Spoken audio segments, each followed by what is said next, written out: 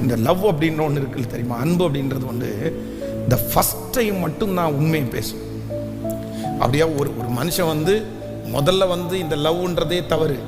ஆனால் இந்த லவ்வில் வந்து ஃபஸ்ட்டு ஒருத்தங்களை நேசித்து திருமணம் பண்ணி அவங்க வாழ்ந்துட்டாங்கன்னா கூட அந்த வாழ்க்கை சில நேரத்தில் இருக்கும். ஆனால் இந்த ஒரு இடத்துல தவறுறாங்க பாருங்களேன், இந்த இடத்த விட்டாச்சு, இனி அடுத்தது அவங்க அத்தனை பேருக்கும் வாழ்க்கை என்ன பண்ணும்னா பழகி போயிடும்.